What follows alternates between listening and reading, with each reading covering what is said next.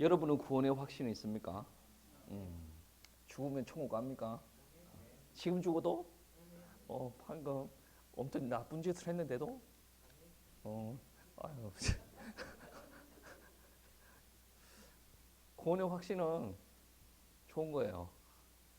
구원의 확신은 좋은 겁니다. 성경도 구원의 확신에 대해서 이야기를 자주 하거든요.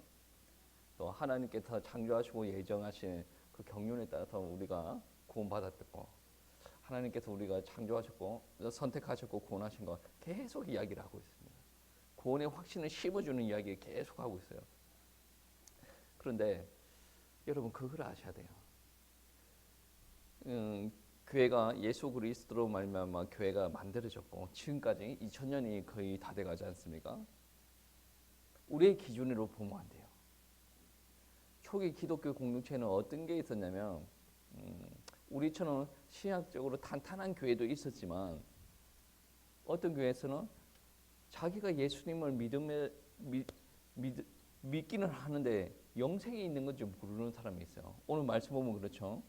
하나님의 아들의 이름을 믿는 너희에게 이것을 쓰는 것은 너희로 하여금 너희에게 영생이 있음을 알게 하라.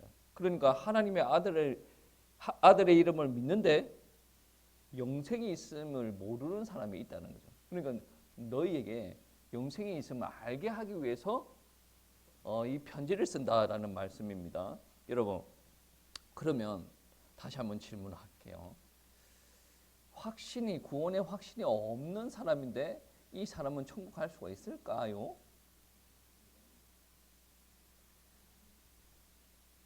우리의 기준으로 바라보지 말자고 그랬죠. 지금 21세기에 대한민국에서 신앙생활을 하는 사람들은 어느 정도 신앙생활을 한 사람들은 분명히 구원의 확신이 어떤 개념인지 대충 알아요. 근데 오늘 요한의 편지를 받는 사람은 예수님을 믿어요. 근데 영생의 개념에서 좀 약하게 알고 있는 사람들이 있었다는 거죠. 그래서 이 편지를 쓴다는 거죠. 믿긴 믿는데 믿으면 어떻게 돼요? 구원받지 않습니까? 그런데 신학적으로 너무 약하다 보니 믿긴 믿는데 자기에게 영생이 왔는가 안 왔는가 이렇게 하는 사람이 있단 말이에요. 그러니까 우리들 수준에서 보면 신앙생활하면 구원의 확신이 있는 거 웬만한 사람들 다 알아요. 본인이 느끼고 본인이 체험하고 그렇습니다. 그런데 그렇지 못한 사람들이 있단 말이야. 믿긴 믿는데 내가 정말 믿는 건가 아리송 하는 사람들이 있단 말이야. 그런 사람들 중에 진짜 믿는 사람이 있단 말이죠. 그러면 그 사람은 구원받은 사람이에요. 천국 가는 사람이다라는 거죠. 구원의 확신은 너무나도 중요합니다. 왜 그러냐면 관계 문제거든요. 내가 하나님 앞에 인치심을 받고 천국 생명책에 기록되었고 내가 천국 백성으로서 하나님의 자녀로서 이 땅에 살아가는 거예요. 이게 확실한 사람들은 예배 드리는 자세가 달라요. 내가 하나님의 아들이지 딸인지 모르고 이 예배를 하나님이 받는지 안 받는지도 모르고 이 말씀을 통해서 나한테 일주일 동안 역사 일어나는지 안 일어나는지도 모르고 그냥 예배 드리는 사람은 이렇게 예배 드릴 수가 있어요. 근데 정말 하나님과 나의 관계가 꽉 찬 사람들은 예배가 달라요. 그리고 예배 시간에 나에게 성령께서 역사하신다라는 것을 늘 느낍니다. 처음에 매 순간 일어나거든요. 이게 안 일어나는 사람들은 예배 시간에 헐렁해집니다. 그래서 확신이 중요해요. 우리가 방금 전에도 제가 이야기를 했지 않습니까? 방금 전에 죄 지었는데도 천국 갑니까? 막 어떤 사람은 간대야. 뭔 근거로? 뭔 근거로? 그러니까 우리가 살면서 그런 거 있지 않습니까? 목사도 그렇고 장로님도 그렇고 직분자들 그렇고 사역자들 그렇고 신은 아니에요. 그러다 보니까 실수할 수도 있습니다. 실수로 우리를 죄라고 표현을 한다라고 한다면 죄를 지을 수도 있어요. 근데 우리가 예수님 앞에 그 죄를 고백하고 회개 기도하면 그 죄가 사함을 있습니까? 안 있습니까? 있죠. 회개의 사죄의 확신이 있다는 거죠. 그리고 우리가 하나님과의 관계에서 완벽합니다. 확신이 있습니다. 그럼 우리가 기도해요. 기도하면 응답이 옵니까? 안 옵니까? 내가 하나님의 자녀인지도 아닌지도 모르는 사람은 기도하면 이게 온다고 오나 안 마나 확신이 없으면 그렇다면 저희도 자식이 있으면 좀 그런 부분이 있어요. 아 너무 저것들이 내 딸인 거를 너무 확신해. 그래가지고 나한테 너무 막대해. 나는 상관없어. 근데 옆에 있는 사람이 좀 아빠한테 그러면 안 되지. 막 그런 소리를 해. 그래도 자기는 나한테 잘하는 거 없으면서도 뭐 요구하는 거는 억지를 막 부려가면서 이거 해달라 저거 해달라 막 그렇거든. 이거 어디에서 오는 거예요? 우리 아빠는 계부가 아니고 우리 아빠는 친부다. 우리 아빠는 나의 아버지가 맞다. 강한 확신 쪽에서 오는 거예요. 근데 이 확신이 없으면 약간 이야기하다가 이상한데 우리 아빠가 아닌 것 같은데 이게 아닌가 막 이렇게 고민하는 거죠. 기도 응답도. 그리고 한 가지만 더 이야기를 하면 우리가 어려운 가운데 있을 때 대적들이 우리를 막 공격할 때 이러면 어떻습니까? 우리 다윗과 같은 사람들은 어떻게 했습니까? 사망의 엄청난 골짜기를 다닐지라도 우리 여호와 하나님께서 지키신다 그랬죠. 하나님께서 우리를 지키시는 확신, 인도하시는 확신, 대적들이 우리를 공격할 때 예수 그리스도의 피로 대적하고 싸우고 나갈 때 우리한테 승리를 안겨준다는 확신, 이거를 가지고 신앙생활을 해야지. 어려움 오면 어려움 오는 대로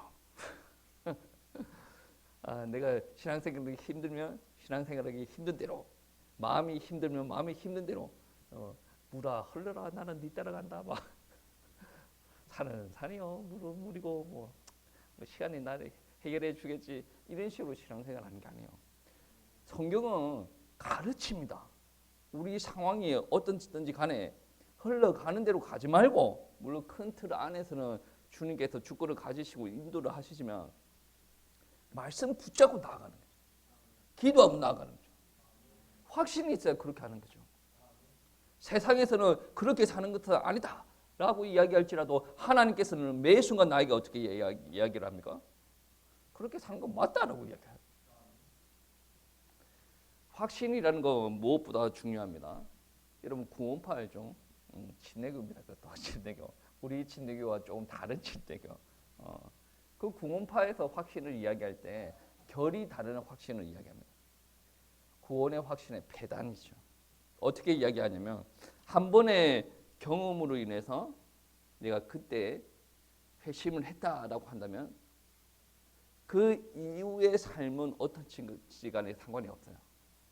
여러분 그거 알죠? 세월호 사건 할 때 그때 집단들이 어떤 집단이었죠? 구원파. 자기네들이 나쁜 짓을 했어요. 그렇죠? 많은 생명들을 앗아갔죠. 그럼에도 불구하고 그 구원파의 교리는 어떠냐면 한 번 구원받았으면 그 뒤에 네가 어떤 짓을 하든지 간에 상관이 없다. 관점에 따라서 이 가르침은 맞는 부분도 있고 근데 100% 맞다라고 할 수가 없어요. 왜 그러냐면 우리 안에 정말로 성령님께서 오시면 죄를 범하고 살아라 라고 이야기하더라도 그렇게 살아갈 수가 없어요. 하나님께서 나를 인도하시니까. 그런데 예전에 내가 구원의 경험을 한 것 같아. 그런데 그게 진짜 구원의 경험이 아니는 거예요. 분위기에 따라서 교리에 따라서 그때 나는 구원의 경험을 한 것 같은데 진짜 구원의 경험을 아니지라도 그때부터 나는 어떻게 생각합니까? 나는 구원받았어. 어떻게 하든지 간에 나는 상관이 없어. 그때부터 막 사는 거예요. 구원받은 사람이에요. 구원받지 못한 사람이에요. 구원받지 못한 사람이에요. 구원받은 사람은 어떤 게 있냐면 계속 성령의 열매를 맺기 위해서, 삶의 열매를 맺기 위해서 긴장감을 유지를 합니다. 내가 만약에 잘못한 게 있어요. 잘못한 게 있으면 그것을 하나님 앞에 기도하는 일들이 막 벌어집니다.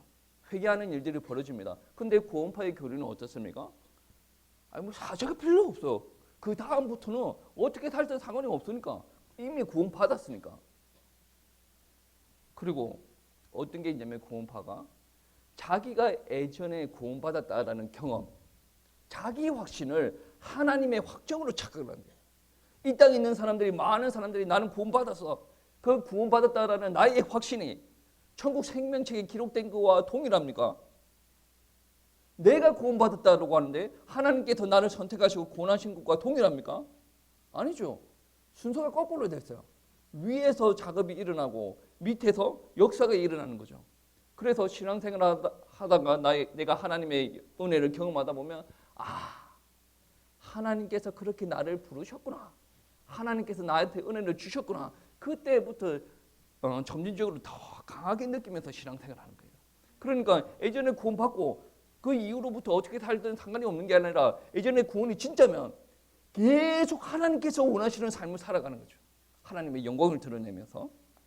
그러니 구원의 확신은 어떻게 보면 잘못 받아들이면 사람 망칠 수도 있어요. 그런데 구원의 확신을 잘 받아들이면 이게 하나님의 관계가 더 끈끈해지고 신앙생활이 건강해질 수가 있다라는 말씀이죠. 오늘 말씀 잘 보시기 바랍니다. 하나님의 아들의 이름을 믿는 너희에게 이것을 쓰는 것은 너희로 하여금 너희에게 영생이 있음을 알게 하려 합니다. 예수 그리스도 하나님의 아들의 이름을 믿습니다. 믿어요? 믿는데 그 믿는 순간에 우리가 영생이 있다라고 생각을 하셔야 돼요. 이 편지를 보세요. 이 편지를 받는 사람 입장에 보세요. 예수님의 하나님의 아들의 이름을 믿었어요. 예전에 믿었죠. 예전에 믿었고 영생에 있음을 알게 하려 합니다라는 것은 현재의 가르침이에요. 이 편지를 보고 나한테 영생이 있었구나 라고 받아들이는 거 아니겠습니까? 그러면 이 편지 받는 사람의 입장에서 보면 영생은 편지 받는 그 순간에 있었습니까? 예전에 하나님의 아들의 이름을 믿는 그 순간에 있었어요. 예전부터 있었고 지금도 그 영생이라는 부분이 동일하게 역사해오고 이 편지 받는 그 순간에도 여전히 역사하고 있는 거예요. 그러니까 어떤 개념이냐면 어떤 사람은 이런 이야기 많이 합니다. 저도 그런 이야기 많이 들었는데 예전에 나는 하나님을 잘 믿었어. 헌신 봉사 많이 했어요. 근데 지금은 옛날이 그리워 막 이런 소리를 많이 들어요. 어떤 지역을 가든 어떤 연배를 만나든 그런 소리를 많이 씁니다. 그런데 그런 사람들이 하나님을 안 믿는다라는 잘못 믿는다라는 것을 두고 이야기하는 것이 아니라 정상적인 신앙은 그래요. 정상적인 신앙은 내가 예전에 잘 믿었어. 잘 믿었어요? 잘 믿었으면 지금은 어때요? 지금도 잘 믿는 사람. 극단적인 예를 또 비교를 해보면 예전에는 잘 믿은 것 같아. 예전에는 잘 믿었어요. 지금은 잘 못 믿는 것 같아. 이걸 어떻게 받아들여야 됩니까? 그러면 예전에 믿었던 그 신앙이 진짜 신앙이었는지 한번 점검이 들어가 봐야 돼요. 옛날 신앙이 진짜 신앙이었고 하나님의 은혜를 체험한 신앙이었고 성령 내주하심을 체험한 신앙이었으면 계속 하나님의 인도를 받고 은혜 받는 신앙이에요. 그러면서 어떻게 되면 성화, 우리가 하나님을 닮아가는 모습들이 계속 일어난다라는 말씀. 이게 상식적인 개념의 신앙생활입니다. 저번 주에 그 말했죠. 명목상 그리스도인. 예전에 나는 신앙생활을 잘했어. 근데 지금은 좀 그래. 과거의 신앙을 한번 돌아봐야 돼. 그게 진짜 하나님께서 역사하신 신앙인지 내 신념에 이끌린 신앙인지 한번 점검을 해봐야 되고, 그리고 과거의 신앙이 정말 하나님께서 은혜 주신 게 맞고 내가 체험한 게 맞는데 지금 내가 신앙이 좀 헐거워졌다라고 하는 것은 회복해야 될 시점입니다. 첫사랑을 회복해야 될 시점이에요. 정말 성경에서 이야기하는 상식적인 신앙은 지금 신앙생활을 하면서 인도받는 이 모습을 보면 정말 하나님의 은혜였다라는 것이 느껴져요. 10년 전 저, 20년 전, 30년 전에 저를 한번 생각해 보고 있으면 참 사람이 안 됐어. 참 사람이 안 됐어. 믿음도 좀 그렇고 능력도 좀 그렇고 많은 부분이 많이 미흡합니다. 그럼에도 불구하고 하나님께서 부르셔서 하나님의 자녀로 자꾸 세워가시고 이게 본인은 알아요. 지금 나의 모습이 어떻고 저떻고 간에 그건 본인이 알아. 여러분 이런 사람들에게 구원의 확신이 없겠습니까? 있습니다. 있고 어떤 게 있냐면 여러분 한번 생각해 보세요. 구원은 과거에 결정된다. 이 말도 틀린 말은 아닌 것 같은데 과거에 결정되고 현재에 지속되지 않는다. 이거는 틀린 거예요.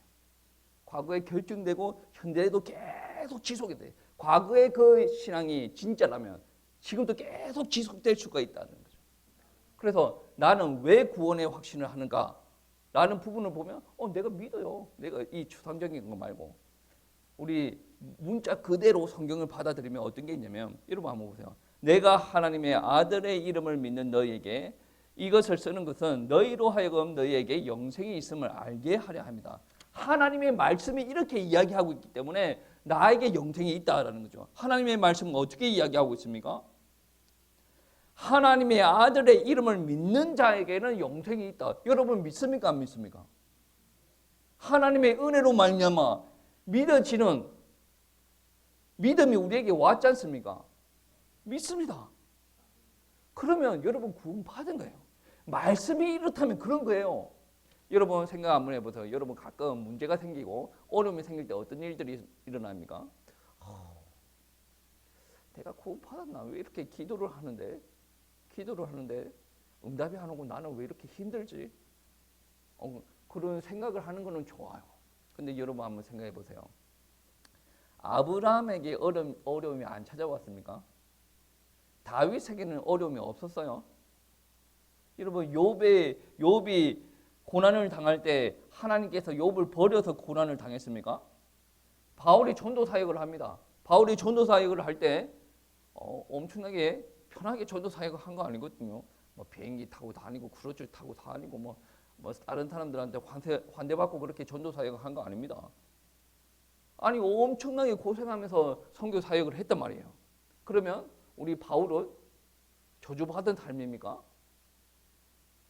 바울은 구원 못 받았습니까? 사람들이 착각하는 게 그거예요. 나의 상황과 나의 형편, 나의 생각과 감정을 두고 나는 구원 못 받았는가 봐.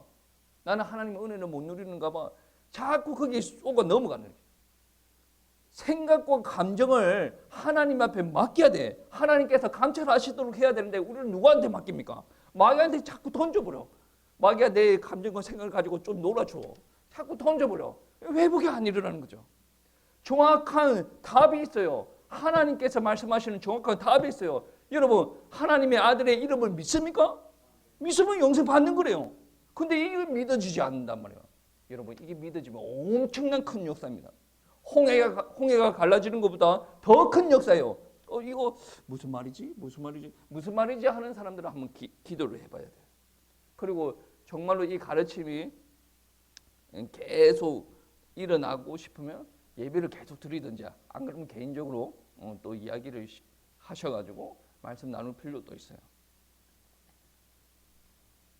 성경 말씀은 한순간에 이해가 되는 그런 성경 말씀이 아닙니다.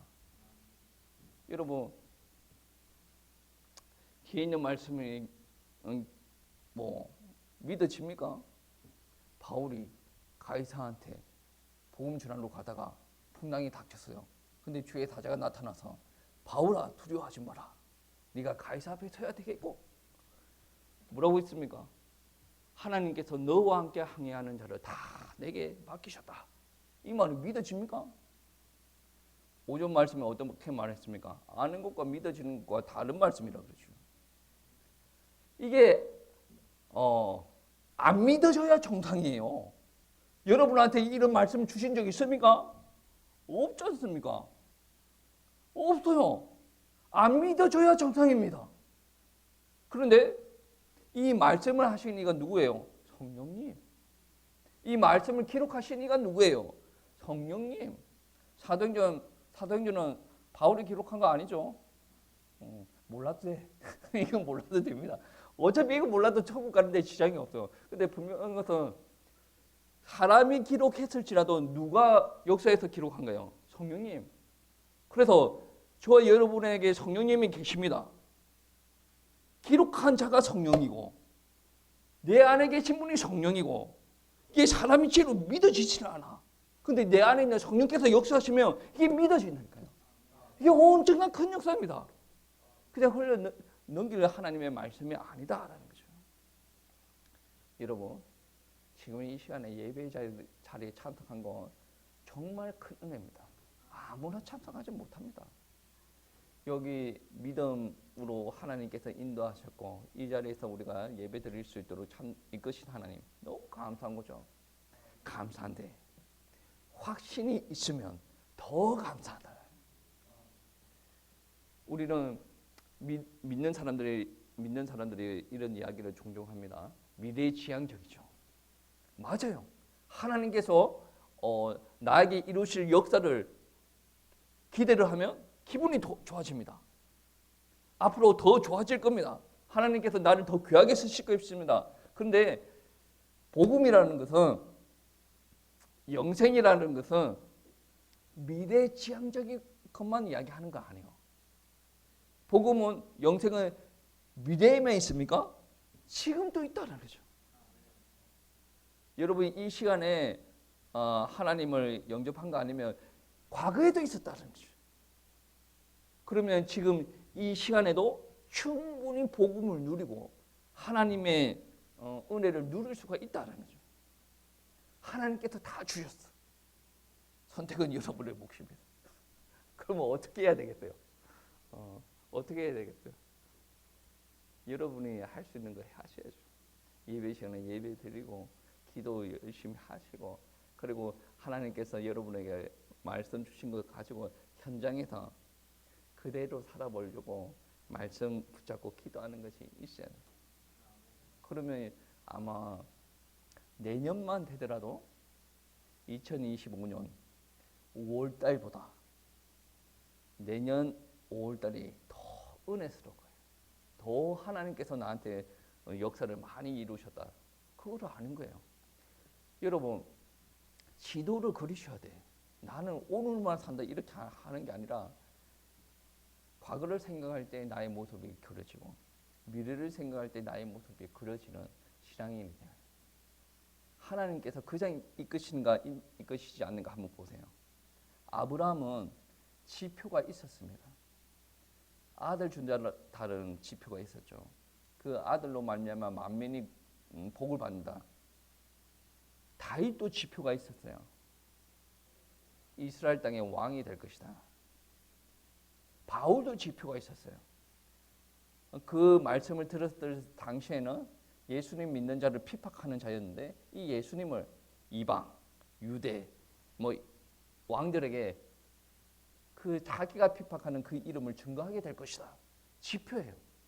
여러분도 지표를 받았어요. 이 지표를 누리기 위해서 실천하십시오. 아브라함이 그 아들 낳는 여정을 한번 생각해 보시고 다윗이 왕이 되어져 가는 과정, 바울이 복음 전하는 과정을 한번 생각해 보시고 나도 그만큼 하여야 바울이 받았던 은혜, 아브라함이 받았던 은혜, 다윗이 받았던 은혜에 동참할 수가 있어요. 어차피 그 세 분한테 주시는 은혜 주신 분이 하나님이에요. 나도 은혜 받아야 될 분이 하나님이에요. 그럼 어떻게 해야 돼요? 그분이 원하시는 대로, 그분이 기뻐하시는 대로 살아야 돼요. 내가 기준이 아니에요. 내 생각과 마음을 하나님 앞에 맡기라 그랬죠. 마귀한테 던지지 말고 하나님 앞에 맡기세요. 그래야 내가 하나님께서 기뻐하시는 대로 살아갈 수가 있다. 그리고 앞으로 과거에 받았던 축복보다 앞으로 더 큰 축복을 받을 것이다. 왜 그렇습니까? 과거의 내 모습보다 앞으로의 모습이 하나님께서 더 기뻐하실 거예요. 앞으로 하나님 앞에 더 큰 축복을 받고 귀하게 쓰임 받으시기를 축복합니다.